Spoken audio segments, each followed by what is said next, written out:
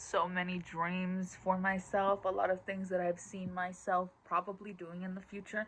Um, and then a lot of them that have been completely torn down. Like when I was younger, I used to watch America's Next Top Model, and I'd always been overweight as a kid, but then I kind of realized that I was just kind of going to stay like that the rest of my life because I have zero discipline. So the model dream fell flat.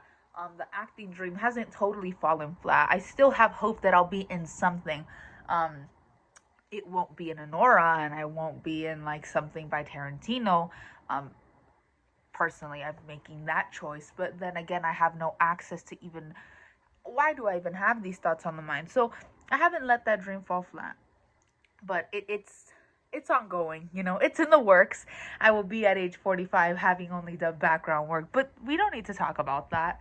Um, as for another dream that I've thought about recently that's come up is, I don't know if my boyfriend was just, trying to compliment me, but throughout my whole life, right, I've been told I'm funny. And that shocks a lot of strangers because I am just not that funny. So back to my boyfriend, I don't know if maybe he was just flirting or something, but when we first started talking, he made the comment, "Have you thought about doing stand up? You're really funny."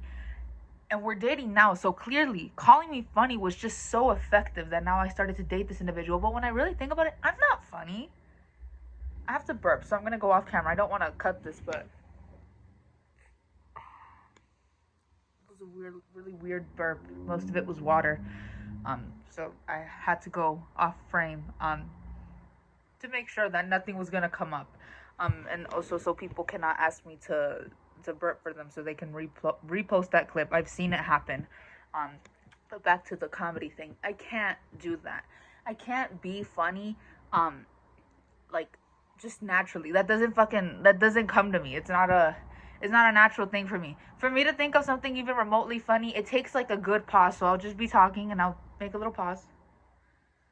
Then insert joke. That's kind of how I function. So really, like, let's think of it, right? Clarissa, okay, welcome up on stage, standing on the fucking stage, and I'm just there. I greet the audience, hello, and I'm standing there, just waiting for the wind to hit me just right, and I'll say something. I can't do that. Maximum, you get like 3 to 5 minutes, on like open mics and shit. I can't do that.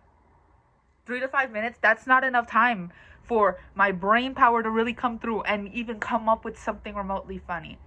I've thought about actually doing something where I gather a bunch of my friends and I'm like, okay, let's go to this comedy club, right? Open mic night, let's go, let's do this. And I will have them enter the club at separate times, like sporadically, and sit, in different sides of the room. So by the time I'm on stage, I will finally get to just crack a little joke. And if no one laughs, it's okay because they're cute to laugh for me. And then the car ride home would be utterly silent, so we wouldn't arrive to the comedy club like, at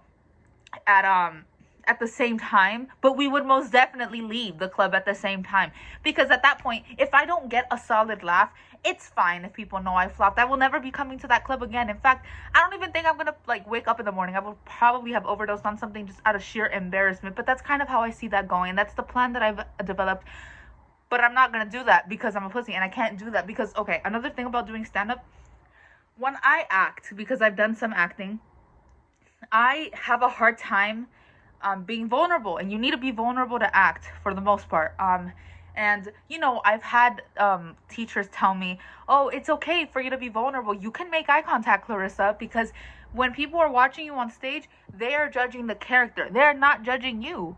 Well, when you're doing comedy, they're judging you now. That's you. That's all the raw emotions. That's you. And whatever you decide to put about yourself on that stage or about other people, they won't even judge the other people in any story you tell. You will be judged as the storyteller. And that is so horrifying to me. I don't know you people. Which is why having my friends just scattered around the audience would be such a great fucking idea. I mean, you guys can't tell me that I'm wrong. Also, what the fuck do people even talk about? I'm too chronically online to be like a stand-up comic or anything like that. What am I gonna talk about? What's the deal with Video Star lately? Fucking, Skibbity Toilet. What's up with that? Like, I can't do any of that. And it's like, What the fuck do people talk about nowadays? Like, pop culture used to be really popular back then, where you could just reference shit that would happen on TV shows and things like that. Nowadays, nobody really gives a fuck about anything like that. And the most, like, thing that you could push out is things on the news. I don't watch the fucking news. Sorry, but, like, I don't do that. I can't.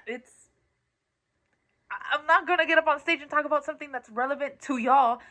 It's about me. And that's how I feel about it personally. I have to grapple with the fact that I'm not funny. And anyone that thinks I'm funny, well, clearly they are, like, at the same level, brain power wise, as I am.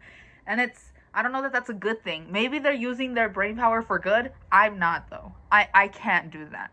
But, anyway, yeah, that's kind of all I wanted to talk about and get off my chest. I think I'm just gonna do more raw rants. It's so easy to just get on here and yap.